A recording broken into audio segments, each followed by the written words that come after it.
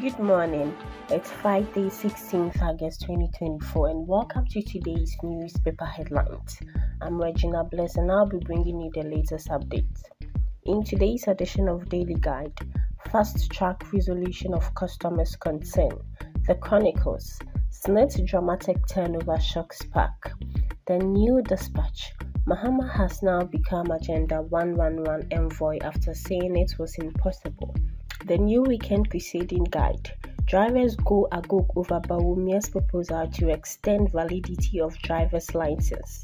Daily graphic. Farmers risk loans default.